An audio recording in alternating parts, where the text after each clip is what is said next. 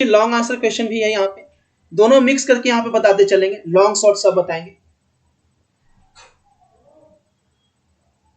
ठीक है, देखिए फैराडे के विद्युत अपघटन के नियम को लिखिए और उनकी व्याख्या कीजिए। क्या बोल रहा है? State and explain Faraday law of electrolysis. ये बहुत इंपॉर्टेंट क्वेश्चन है ये। फैराडे के विद्युत अपघटन के नियम को लिखिए और उनकी व्याख्या कीजिए। सबसे पहले आपको लिख देना विद्युत अपघटन के प्रथम नियम। तो विद्युत अपघटन का प्रथम नियम क्या होता है? क्या आप कमेंट कर रहे हैं? Yes sir promise teacher check कर दिए सबका प्रैक्टिकल कॉपी। कौन सा टीचर प्रैक्टिकल कॉपी चेक किया? प्रैक्टिकल एग्जाम ही नहीं हुआ भैया, क्या क्या पूछते हो? इतना कमेंट करोगे तो ऐसे ही ब्लॉक कर देंगे, एक ही चैट को पागल की तरह करते रहता है। देखिए विद्युत अपघटन के प्रथम नियम यहाँ पे, किसी विद्युत अपघटन में इलेक्ट्रोडों पर जमा होने वाले या मुक्त होने वाले पदार्थों की मात्रा घोल प्रवाहित विद्युत आवेश की मात्रा के समानुपाती होता है ना? ये लॉन्ग आंसर क्वेश्चन है तो लॉन्ग रहेगा ही भैया। ठीक है, मान लिए कि घोल में C एम्पियर की धारा T सेकेंड तक प्रवाहित करने से मुक्त हुए पदार्थ की मात्रा kgm है। तो फैराडे के प्रथम नियम से आपको पता है कि W जो होता है वो Q के प्रोपोर्शनल होता है, जहां Q क्या है? तो विद्युत आवेश की मात्रा है। ठीक है, तो यहां से W प्रोपोर्शनल क्या होगा? Ct, और W अगर प्रोपोर्शनल को हम K लिखें तो आप क्या लिख सकते हैं? KCT लिख सकते हैं, या Z लिखेंगे तो ZCT लिखेंगे, क्योंकि पता है कि Q बराबर आपका CT होता है। जहां Z जो है विद्युत रासायनिक तुल्यांक स्थिरांक है, C बराबर आपको 1 रखना है और T बराबर 1। क्यों? क्योंकि 1 एम्पियर 1 सेकेंड में, 1 एम्पियर की धारा कितने सेकंड में प्रवाहित होगी? 1 सेकेंड में। तो W बराबर क्या हो जाएगा? Z हो जाएगा। और किसी घोल में 1 एम्पियर की विद्युत धारा 1 सेकेंड तक प्रवाहित की जाती है तो मुक्त पदार्थ की मात्रा उसके विद्युत रासायनिक तुल्यांक के बराबर हो जाती है। बस यही आपका यहाँ पे हो गया। ठीक है, W जो है किसके प्रोपोर्शनल होता है? Q के प्रोपोर्शनल होता है। ठीक है, उसके बाद यहाँ पे प्रोपोर्शनल का हम साइन लगा देंगे, ZCT हो जाएगा, और Q बराबर यहाँ पे CT हो जाएगा। ठीक है, चल इंग्लिश में इस क्वेश्चन को देख लेते हैं। इंग्लिश में इस क्वेश्चन को क्या लिखा है? ठीक है, नीचे यहाँ पे इंग्लिश में आपको दे दिया जाएगा, टेंशन नहीं लेना। द्वितीय नियम पहले देख लेते हैं, विद्युत अपघटन के द्वितीय नियम। अब विद्युत अपघटन के द्वितीय नियम यहाँ पे देखिए, यदि श्रेणी क्रम में जुड़े 2 या 2 से अधिक विद्युत विच्छेद घोल से विद्युत धारा की समान मात्रा प्रवाहित की जाए तो इलेक्ट्रोडों पर जमा हुए मुक्त हुए पदार्थों की मात्रा क्या है? पदार्थों के समतुल्य भार के क्या हो जाता है? समानुपाती होता है। ठीक है, हाँ शॉर्ट क्वेश्चन अभी और मिलेगा। ठीक है, शॉर्ट और लॉन्ग दोनों मिक्स करके दिए हुए हैं। शॉर्ट भी है, अभी बहुत सारा शॉर्ट है और बहुत सारा लॉन्ग है। कुछ क्वेश्चन शॉर्ट देंगे, कुछ क्वेश्चन लॉन्ग देंगे, फिर शॉर्ट देंगे, फिर लॉन्ग देंगे। ठीक है, तो वहां पे आपको मान लेना है कि विद्युत धारा प्रवाहित करने पर जमा हुए पदार्थों की जो मात्राएं हैं वो W1 है और W2 है, और उनके समतुल्य भार कितने होंगे? तो E1 और E2 होंगे। अब यहां से फैराडे का द्वितीय नियम क्या कहता है कि W1 जो होगा E1 के प्रोपोर्शनल होगा, और W2 जो होगा वो E2 के प्रोपोर्शनल होगा। जब दोनों को रेशियो में करेंगे तो क्या हो जाएगा? W1 upon W2 E1 upon E2। अब यहां से फर्स्ट लास्ट से हम पढ़े हैं कि W बराबर कितना होता? ZCT था। W बराबर कितना था? ZCT। अब यहां से W1 यहाँ पे 2CT नहीं है, ये Z है ना, टाइपिंग मिस्टेक है, इसको Z कर लीजिएगा। ठीक है, और W1 बराबर क्या हो गया? Z1C1T और Z2। अब W1 W2 का मान जो है यहाँ पे मैं रख दूंगा, तो यहाँ से क्या होगा? CT और CT क्या होगा? कट जाएगा, यानी आ जाएगा Z1 की जो वैल्यू है वो Z जो है प्रोपोर्शनल हो जाएगा किसके? E के। यह एक प्रकार का विद्युत का परिणाम विद्युत में होकर जाता है जो श्रेणीबद्ध है तो विद्युत रासायनिक तुल्यांकी भार के समानुपाती होता है। यहां से क्या समझ गए कि विद्युत रासायनिक तुल्यांक जो है तुल्यांकी भार के समानुपाती होता है। ये हो गया विद्युत अपघटन का द्वितीय नियम, और ऊपर जो हम पढ़े वो क्या हो गया? विद्युत अपघटन का प्रथम नियम। फैराडे का 2 नियम है, दोनों को यहाँ पे लिखना था। इंग्लिश में इस चीज को देख लीजिए। देखो है कुछ नहीं, आप डायरेक्ट यहां से भी शुरुआत कर सकते हैं, डायरेक्ट आप यहां से भी शुरुआत कर सकते हैं, तो भी आपको नंबर जो है वो मिल जाएगा। ठीक है, तो भी आपको नंबर मिल जाएगा। बस इसमें इक्वेशन लिखना है और कुछ नहीं करना है, ठीक है ना। बस ये जो मेन चीज है ना, सेकेंड में जेड प्रोपोर्शनल ई, और उसमें यही आपको मेन है यहाँ पे, और कुछ नहीं करना है। नेक्स्ट क्वेश्चन देखिए, क्वेश्चन नंबर 2, हेबर विधि से अमोनिया गैस के उत्पादन के सिद्धांत का वर्णन करें। ठीक है,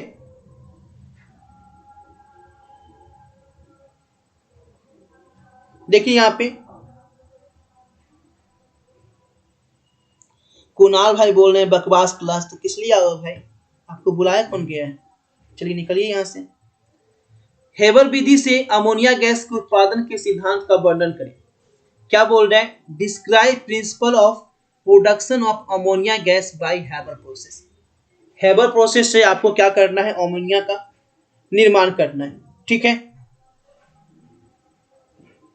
देखिए हेबर विधि से क्या करना है, अमोनिया गैस के उत्पादन का सिद्धांत का निर्माण करना है।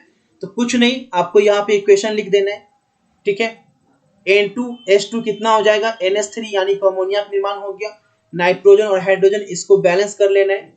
ठीक है, बैलेंस कर लिए कि 2 लगाए, 2 3 कितना हो गया, 6 हो गया। यहाँ 3 × 2 6 हाइड्रोजन। ठीक है, बैलेंस हो गया यहाँ पे, 2 नाइट्रोजन पहले से यहाँ पे है। उसके बाद हेबर की विधि द्वारा N2 गैस और H2 गैस के संयुक्तिकरण से क्या बनता है, NH3 बनते हैं, यहाँ पे लिख दिए। ठीक है, यह प्रतिक्रिया उत्क्रमणीय ऊष्माक्षेपी एवं आयतन में संकुचन को दिखलाता है। अतः सिद्धांत के अनुसार NH3 का उत्पादन जो है बढ़ाया जा सकता है। ठीक है, मेन यहाँ पे ये इक्वेशन आपको लिख देना है। ठीक है, और उसके बाद लिख देना है कि उच्च दाब और निम्न तापक्रम। ठीक है, उच्च दाब और निम्न तापक्रम।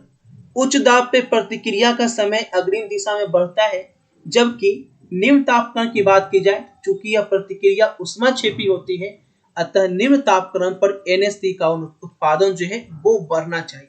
ध्यान देने वाली बात है, देखो यहां से ऑब्जेक्टिव में भी क्वेश्चन पूछ सकता है कि अगर ऊष्माक्षेपी है और उसका टेम्परेचर को कम कर दिया जाए तो उसका उत्पादन बढ़ेगा या घटेगा, तो सही आंसर क्या होगा, बढ़ेगा।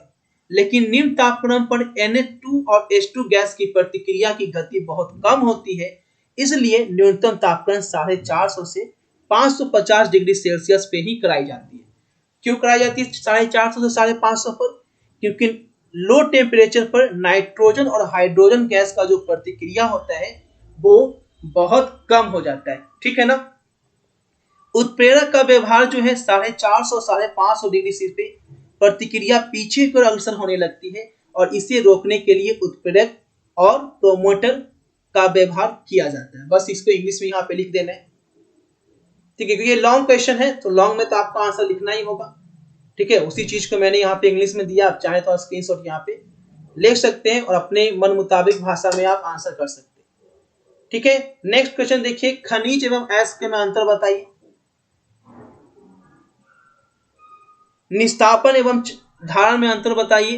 प्रद्रावण एवं धातु मल में अंतर बताइए। Difference between mineral and ore, calcium and roasting, flux and slag. ठीक है, इनके बीच अंतर बताइए। इससे पहले का क्लास मिस हो गया है तो ये तो सब्जेक्टिव की पहली क्लास है, पूरा देख लीजिए, बस कहानी इतना ही, इसको पूरा कर लीजिए।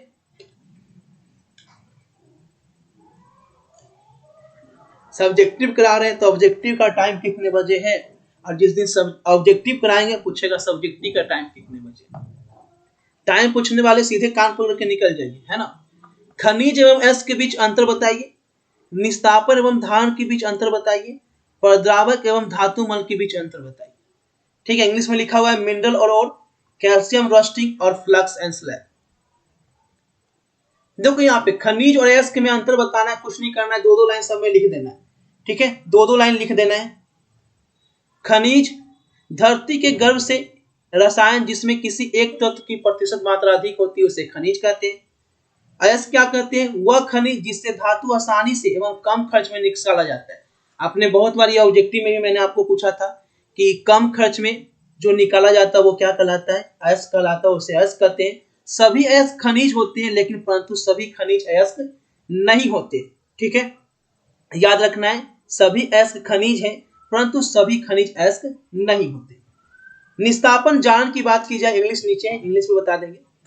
ठीक है, निस्तापन जो है, सांद्रित अयस्क को जब हवा की अनुपस्थिति में द्रव्यमान के नीचे गर्म किया जाता है, उसी को हम निस्तापन कहते हैं।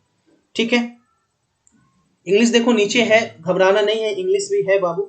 ठीक है, सांद्रित अयस्क को हवा की अनुपस्थिति में द्रव्यमान के नीचे जब हम गर्म करते हैं, उसी को हम निस्तापन कहते हैं। और निस्तापन में अयस्क में उपस्थित जल एवं कार्बनिक पदार्थ वाष्प बनकर बाहर निकल जाते हैं। जब निस्तापन होता है तो वो क्या निकलता है? वाष्प, यानी बिहारी भाषा में क्या बोलते हैं? भाप, है ना, भाप बनकर, वेपर बनकर, इंग्लिश में वेपर बनकर क्या है? वो बाहर निकल जाते हैं, जिससे अयस्क हल्का और सांद्र हो जाता है, इसी को हम निस्तापन कहते हैं। जारण की बात की जाए तो जारण क्या है? सांद्रित अयस्क को हवा की उपस्थिति में, देखो यहाँ पे निस्तापन क्या है? हवा की अब्सेंस में, जबकि जारण क्या है? हवा की प्रेजेंस में। जारण में हवा होना चाहिए और निस्तापन में हवा नहीं होना चाहिए।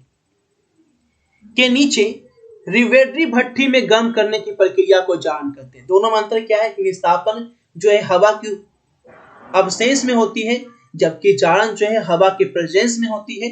ठीक है, इस प्रक्रिया में क्या होता है? अयस्क में उपस्थित जल कार्बनिक पदार्थ वाष्पित हो जाते हैं। ठीक है, और अयस्क में उपस्थित अशुद्धियां जो है वो ऑक्साइड बनकर वाष्पित हो जाते हैं। बस यही आपको समीकरण वहां पे आपको लिख देना है। ठीक है, अब देखिए प्रद्रावक एवं धातुमल। प्रद्रावक एवं धातुमल क्या है? तो प्रद्रावक की बात की जाए तो जारित अयस्क में उपस्थित अद्रवणशील अशुद्धि को हम क्या कहते हैं? द्रवणशील पदार्थ में बदलने के लिए बाहर से मिलाए गए पदार्थ को हम क्या कहते हैं? प्रद्रावक कहते हैं। ठीक है ना, क्या बोल रहा है? जारित अयस्क में उपस्थित अद्रवणशील अशुद्धि को द्रवणशील पदार्थ में बदलने के लिए बाहर से मिलाए गए पदार्थ को हम प्रद्रावक कहते हैं, जो कि भास्मीय अद्रवणशील अशुद्धि प्लस अम्लीय प्रद्रावक मिलकर द्रवणशील पदार्थ बन जाता है। और यहीं पे अम्लीय अद्रवणशील अशुद्धि और भास्मीय प्रद्रावक मिलकर द्रवणशील पदार्थ बनते हैं। ठीक है, धातुमल। धातुमल क्या होता है? अयस्क में उपस्थित अद्रवणशील पदार्थ को प्रद्रावक से उस तरफ क्रम पर संयुक्त कर द्रवणशील पदार्थ में परिणत होने को ही हम धातुमल कहते हैं। जैसे कैल्शियम सिलिकेट हो गया या मैग्नीज सिलिकेट हो गया। इंग्लिश में देख लीजिए, सारे क्वेश्चन जो अभी इतना बताएं सभी आपको इंग्लिश में लिखा गया है। मिनरल क्या है, कैल्सिनेशन क्या है, ठीक है, रस्टिंग क्या है, ठीक है ना, सब कुछ यहाँ पे इंग्लिश में है। आप इंग्लिश में स्क्रीनशॉट ले सकते हैं, सारे यहाँ पे बता दिए। स्लैग भी है। नेक्स्ट क्वेश्चन देखिए, नेक्स्ट क्वेश्चन क्या बोल रहे हैं? 1 डिग्री 2 डिग्री अल्कोहल क्या है? विक्टर मेयर विधि द्वारा आप इसे कैसे अंतर करेंगे? Water alcohol 1 degree 2 degree 3 degree, how will you distinguish them by vector? ठीक है, जो लोग इसे मजाक ले रहे हो ना, मजाक में आपके एग्जाम में पता चलेगा। आप कहीं भी सब्जेक्ट भी पढ़ रहे होगे, एग्जाम में जाके एकदम लम्हड़ जाओगे। ठीक है, एकदम सीना पीटोगे कि हाय रब्बा क्या हो गया। क्योंकि जहां भी आप पैसा देके पढ़ रहे हो वो आपसे बस पैसा ठग रहा है और कुछ नहीं कर रहा है। इस चीज को याद रखिए। 3 घंटे में मैं पूरा सब्जेक्ट यहाँ पे क्लियर कर रहा हूँ। 1 डिग्री 2 डिग्री 3 डिग्री अल्कोहल क्या है? विक्टर मेयर विधि द्वारा आप इसमें कैसे अंतर करेंगे ये आपको बताना है। देखो, सबसे पहली बात करें प्राइमरी 1 डिग्री अल्कोहल और secondary 2 degree alcohol. Primary 1 degree alcohol में क्या होता है? OH समूह प्राइमरी कार्बन से जुड़ा रहता है। कौन सा समूह? OH। ठीक है, और सेकेंडरी अल्कोहल में भी जो है OH समूह जो है सेकेंडरी कार्बन परमाणु से जुड़ा रहता है। इसमें प्राइमरी से और इसमें सेकेंडरी से, बस इतना ही अंतर है। जैसे कि इथाइल अल्कोहल हो गया या मिथाइल अल्कोहल हो गया एग्जाम्पल में, और ये आइसोप्रोपाइल अल्कोहल हो गया सेकेंडरी अल्कोहल के लिए। टर्शियरी अल्कोहल की बात की जाए तो टर्शियरी अल्कोहल में OH समूह जो है टर्शियरी कार्बन परमाणु से जुड़ा रहता है। यानी प्राइमरी में प्राइमरी से जुड़ा रहेगा, सेकेंडरी में सेकेंडरी कार्बन परमाणु से जुड़ा रहेगा और टर्शियरी में टर्शियरी कार्बन परमाणु से जुड़ा रहेगा। ठीक है, एक एक एग्जाम्पल सब में आपको लिख देना है। अब देखो यहाँ पे क्या बोल रहा था कि विक्टर मेयर विधि द्वारा अल्कोहल में अंतर बताइए। ठीक है, तो पहला 1 डिग्री अल्कोहल की बात की जाए तो यहां पे आपको ये इक्वेशन डालना है, इस इक्वेशन को आप स्क्रीनशॉट ले लेंगे। देखो मैं अपनी तरफ से स्पीड में देने की कोशिश कर रहा हूं कि वीडियो ज्यादा से ज्यादा छोटा हो। सेकेंड डिग्री अल्कोहल है, थर्ड डिग्री अल्कोहल है, ये अभिक्रिया लिख देना है, बस इसमें कुछ नहीं करना है। और इंग्लिश में आप लिख लीजिए, ये आपका प्राइमरी अल्कोहल हो गया। ठीक है, ठीक है, सेकेंडरी अल्कोहल हो गया, टर्शियरी अल्कोहल हो गया, और यहां से जो मैंने बताया बस उसी का यहाँ पे इंग्लिश में है, और इंग्लिश में फिर से बोलने की जरूरत नहीं, आप स्क्रीनशॉट ले सकते हैं। ठीक है, यहां से आप स्क्रीनशॉट सारा आप ले सकते हैं। एकल इलेक्ट्रॉन विभव क्या है? एकल इलेक्ट्रॉन विभव की गणना किस प्रकार की जाती है? What is single electron potential? How will you calculate the single electron potential? एकल इलेक्ट्रॉन विभव क्या है और इसकी गणना किस प्रकार की जाती है? तो याद रखिएगा, एकल इलेक्ट्रॉन विभव क्या है? किसी अर्ध सेल में इलेक्ट्रोड एवं घोल के मिलन बिंदु पर विद्युतीय द्वितीय सतह के निर्माण से उत्पन्न होने वाले विभवांतर को हम क्या कहते हैं? इलेक्ट्रोड विभव कहते हैं, और इसे एकल विभव भी कहते हैं। और एकल इलेक्ट्रॉन इसे किससे सूचित करते हैं? तो इसे ई से डिनोट किया जाता है, और इस प्रकार प्रत्येक गैल्वेनिक सेल में एनोड एवं कैथोड का ऑक्सीकरण एवं अपकरण विभव हो जाता है। बस इसको यहाँ पे लिख देना है, और नीचे यहाँ पे देखिए कुछ इक्वेशन दिए गए हैं, इस इक्वेशन को आपको स्क्रीनशॉट ले लेना है, इसे आप लिख लीजिएगा। ठीक है, चलिए यहाँ पर स्क्रीनशॉट ले लीजिए, इंग्लिश में भी यहाँ पे है, इसे भी आप स्क्रीनशॉट ले लीजिए। ठीक है,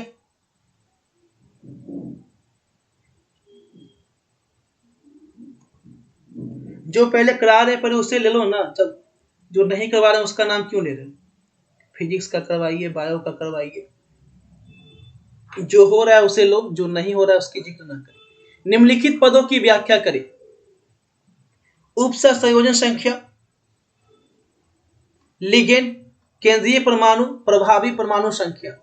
निम्नलिखित पदों की व्याख्या करें। एक्सप्लेन द फॉलोइंग टर्म, इसे आपको क्या करना है? एक्सप्लेन करना है। ठीक है, कोई बात नहीं सौरभ, पीछे से देख सकते हैं। ठीक है, अब देखिए यहाँ पे उपसंयोजक संख्या है। उपसंयोजक संख्या जटिल यौगिक में लिगेंड द्वारा बनाए गए उपसंयोजक बंधों की कुल संख्या उस धातु की क्या कहलाती है? उपसंयोजक संख्या कहलाती है।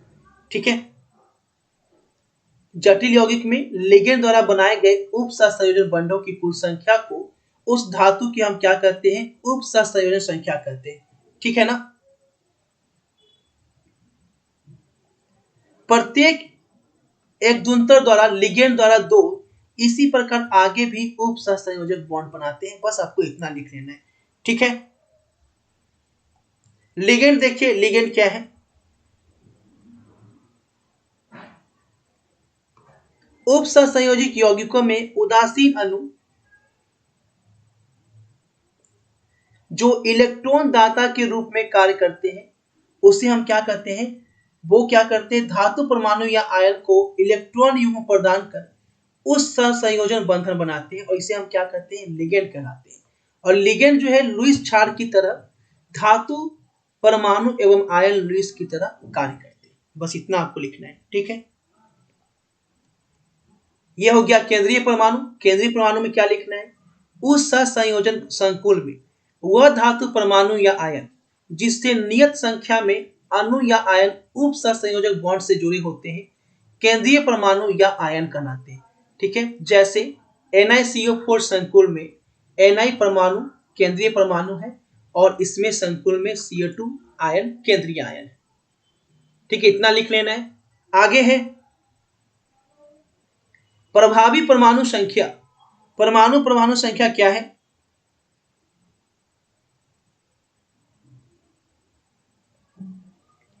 किसी जटिल यौगिक में केंद्रीय परमाणु या आयन से संबंधित कुछ इलेक्ट्रॉन की संख्या को हम क्या कहते हैं? प्रभावी परमाणु संख्या कहते हैं। सिडविक ने उपसंयोजक यौगिक के धातु परमाणु या आयन के En का निम्न सूत्र द्वारा ज्ञात किया जाता है। ठीक है, बस इतना आपको लिखना है। इंग्लिश में भी देख लो इसे। देखो सब्जेक्टिव रहेगा थोड़ा सा तो लॉन्ग रहेगा ही रहेगा, ठीक है। अब इसे शॉर्ट तो आप कर नहीं सकते। रासायनिक समीकरण देकर निम्नलिखित की व्याख्या करें। जैसे कॉल्वे अभिक्रिया, कॉल्वे रिएक्शन और रीमर टीमन अभिक्रिया को आपको दर्शाना है। सबसे पहले बात करें कॉल्वे अभिक्रिया। मेन इसमें आपका फॉर्मूला होता है, जैसे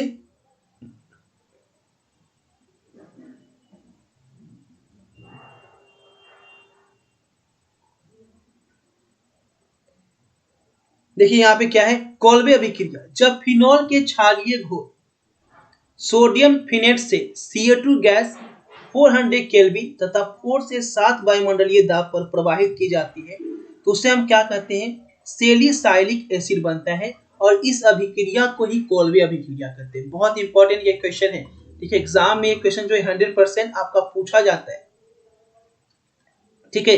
ऐसे ही आपको बना लेना है, जैसे यहाँ पे बनाया गया। लास्ट में आपको लिख देना है सैलिसाइक्लिक एसिड, यहाँ पे आपको लिख लेना है, ठीक है। 400 केल्विन पे यह अभिक्रिया हुई है, ठीक है। फिनॉल की अभिक्रिया कराई गई है CO2 गैस के साथ 400 केल्विन पे।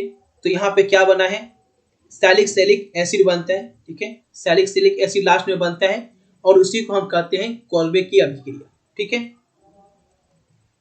रीमर टीमन अभिक्रिया क्या है, तो फिनॉल को जलीय NaOH के साथ, फिनॉल है और इसे जलीय NaOH के साथ कितने केल्विन पे, 340 केल्विन पे गर्म करने के पश्चात जो 2 हाइड्रोक्सी फेंजिल्डिहाइड, ठीक है, प्राप्त होता है, जिसे हम सैलिसाइल एल्डिहाइड कहते हैं। क्या कहते हैं, सैलिसाइल एल्डिहाइड कहते हैं। और इस अभिक्रिया को रीमर टीमन अभिक्रिया कहते हैं। ध्यान देंगे, कॉल्वे अभिक्रिया में क्या बनता है, तो सैलिसाइलिक एसिड बनता है। कॉल्वे अभिक्रिया में सैलिसाइलिक एसिड बनता है, जबकि रीमर टीमन अभिक्रिया में सैलिसाइल एल्डिहाइड बनता है। ये ऑब्जेक्टिव में पूछा जाता है, इसको याद रखिएगा, ठीक है। लास्ट में लिख देना है सैलिसाइल एल्डिहाइड। यहाँ पे इंग्लिश में लिखा गया है, तो इंग्लिश में इस चीज को आप नोट कर लेंगे। ये हो गया कॉल्वे रिएक्शन और ये हो गया रीमर टीमन रिएक्शन, ठीक है। इतना आपको लिख देना है। आगे देखिए, एनिलीन बनाने की विधि का वर्णन कीजिए और इसकी निम्नलिखित से अभिक्रिया कीजिए। सबसे पहले क्या करना है, एनिलीन कैसे बनेगा यह इसका वर्णन करना है आपको, और इसको अभिक्रिया भी कराना है कि इसकी अभिक्रिया कैसे होगी, ठीक है ना। एनिलीन बनाने की विधि बताइए और इसकी अभिक्रिया लिखिए। Describe the method of preparation of aniline, how aniline react with. Aniline कैसे रिएक्ट करेगा, A, B, C या D। ध्यान से देखिएगा, नाइट्रोबेंजीन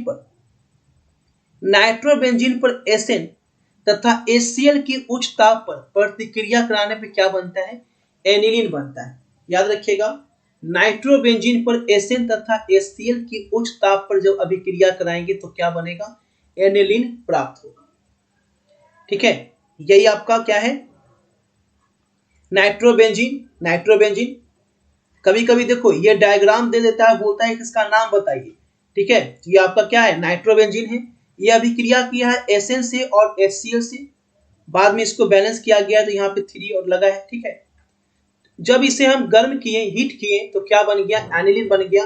और ये NH2, ठीक है। इस तरह से एनिलीन का आपको डायग्राम बनाना है और यहाँ से SnCl4 और H2O जो है वो आपका बाहर आ जाएगा, ठीक है। नेक्स्ट है H2SO4 से अभिक्रिया करेगा तो क्या होगा, तो देखिए यहाँ पे H2SO4 से जब अभिक्रिया करेगा, ठीक है। यही अभिक्रिया कराना है, सभी से अभिक्रिया कराना है। पहली बार में अभिक्रिया कराएं नाइट्रोबेंजीन का, ठीक है। यहाँ पे देखिए, यहाँ पे नाइट्रोबेंजीन का H2SO4 से अभिक्रिया कराएंगे तो ये नाइट्रोबेंजीन हुआ। यहाँ पे आपका H2SO4 से अभिक्रिया किया 180 डिग्री सेल्सियस पे, तो क्या बन गया, P amino benzene sulphuric acid, ठीक है। क्या बन गया, P amino benzene sulphuric acid, जब H2SO4 से अभिक्रिया किया। आगे देखिए, Br2 से जब अभिक्रिया करेगा नाइट्रोबेंजीन, यही आपका नाइट्रोबेंजीन है।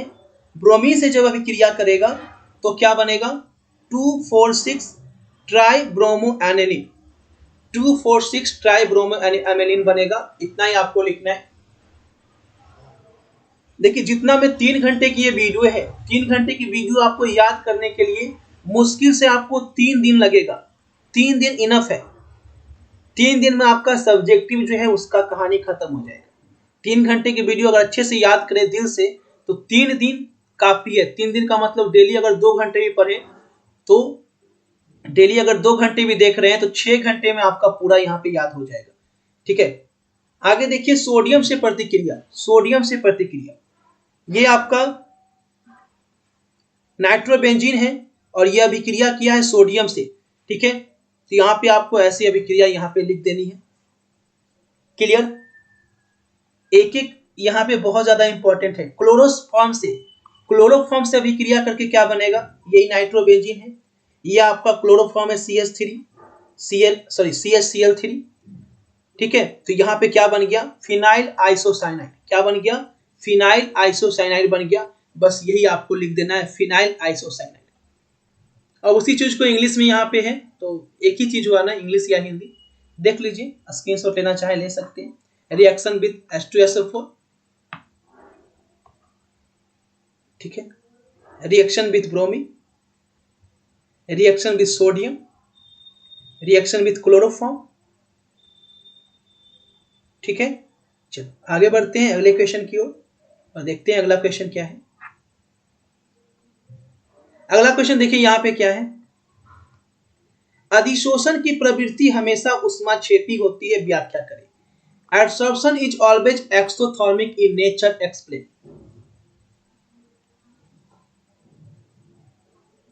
अनन्य मैंने 2 नंबर और लॉन्ग दोनों करवा रहा हूं मैं यहाँ पे। ठीक है, दोनों मिक्स करवा रहा हूं। बीच में शॉर्ट ले आता हूं, फिर लॉन्ग ले आता हूं, फिर शॉर्ट ले आता हूं, फिर लॉन्ग ले आता हूं। तो ध्यान से कीजिए, अधिशोषण की प्रकृति हमेशा ऊष्माक्षेपी होती है, व्याख्या कीजिए। ऊष्मा गतिकी के अनुसार आपको पता है कि डेल्टा जी जो होगा वो इतना होगा, अतः ये क्या है, ऋणात्मक है।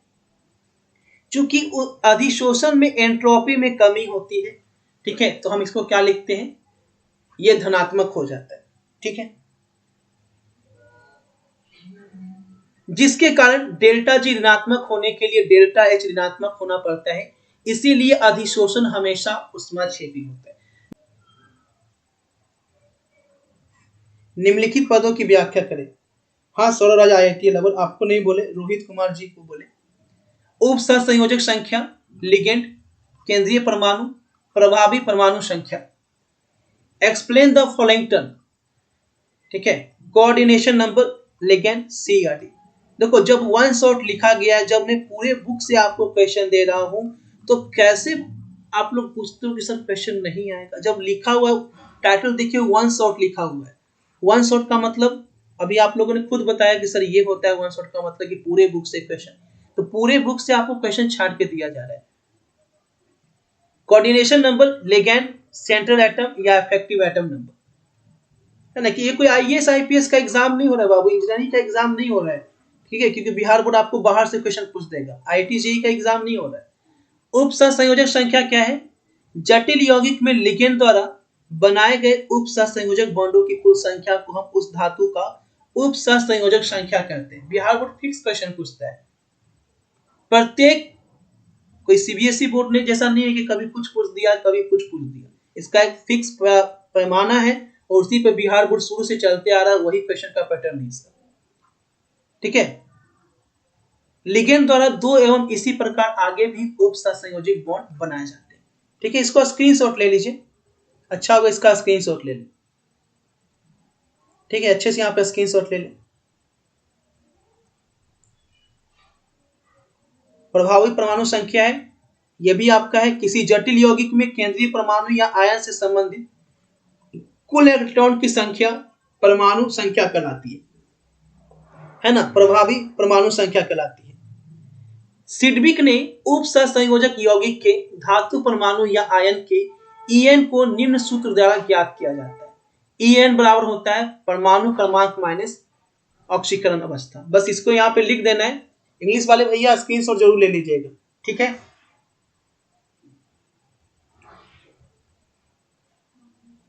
चलिए अगला सवाल है, रासायनिक अभिक्रिया देकर निम्नलिखित अभिक्रिया की व्याख्या करें।